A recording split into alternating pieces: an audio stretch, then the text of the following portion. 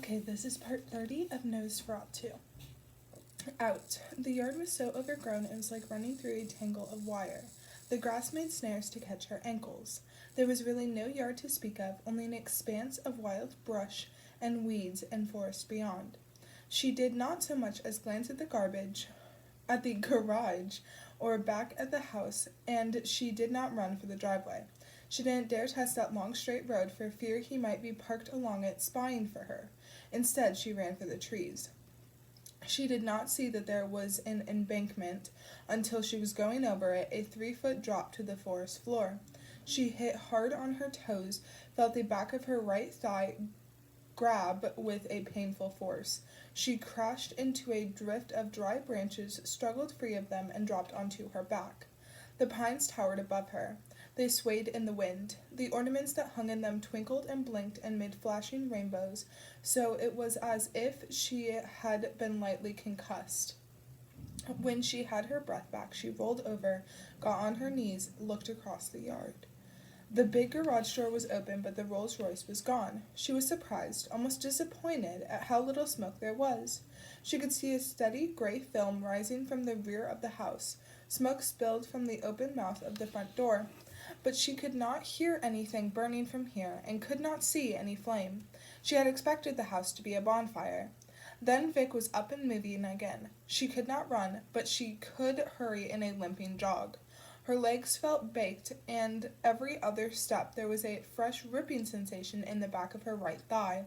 She was less aware of her innumerable other hurts and aches, the cold burn on her right wrist, the steady stabbing pain in her left eyeball. She stayed parallel to the drive, keeping it 50 feet off on her left, ready to duck behind brush or a tree trunk if she saw the rolls.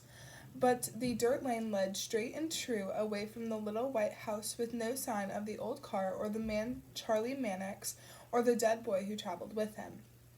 She followed the narrow dirt road for an uncertain period. She had lost her usual sense of time passing, did not have any idea, then or later, how long she made her way through the woods.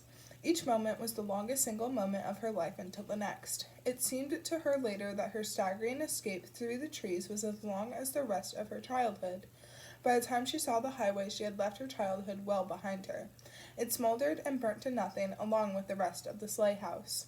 The embankment leading up to the driveway was higher than the one she had fallen down, and she had climbed on her hands and knees, grabbing clumps of grass to hoist herself up.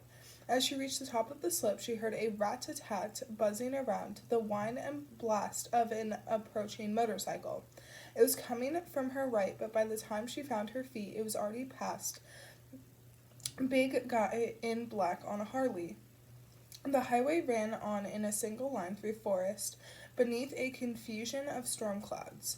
To her left were lots of high blue hills, and for the first time Vic had a sense of being somewhere high up herself in Haverhill, Massachusetts.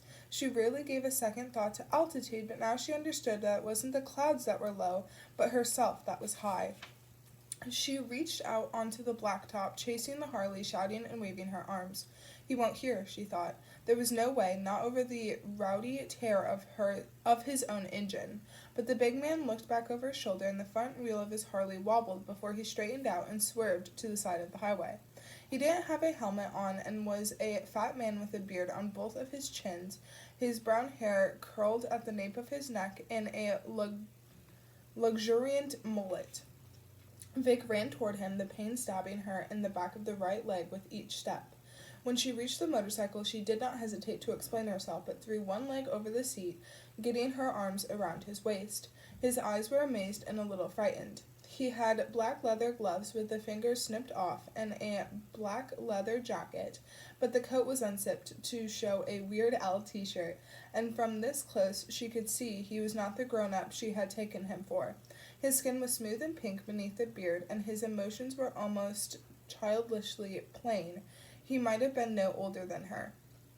"Dude," he said, "are you all right? You been in an accident?" "I need the police. There's a man. He wanted to kill me. He trapped me in a room and set fire to his house. He's got a little boy. There was a little boy, and I almost didn't get out, and he took the boy with him. We need to go. He might come back." She was not sure any of this made sense. It was the right information, but it seemed to her she had arranged it poorly.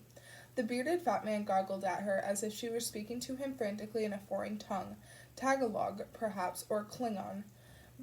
Although, as it turned out, she had addressed him in Klingon, Louis Cameray probably would have been able to translate. "Fire!" she shouted. "Fire!" She stabbed a finger back in the direction of the dirt lane. She could not see the house from the highway, and the faint wisp of smoke that rose over the trees might have been from someone's chimney or a pile of burning leaves, but it was enough to break him out of his trance and get him moving. "Hold the fuck on," he cried, his voice cracking, almost going high-pitched, and he gave his bike so much throttle that Vic thought he was going to pop a wheelie. Her stomach plunged and she squeezed her arms around his gut so the tips of her fingers could almost but not quite touch. She thought he was going to dump it. The bike weaved dangerously, the front end going one way and the back end going the other. But he straightened it out, and the center white line began to flick by in machine gun statico. So did the pines to either side of the road. Vic dared one look back. She expected to see the old black car lurching up out of the dirt road, but the highway was empty. She turned her head and pressed it into the fat kid's back, and they left the old man's house behind, riding toward the blue hills, and they were away, and they were safe, and it was over.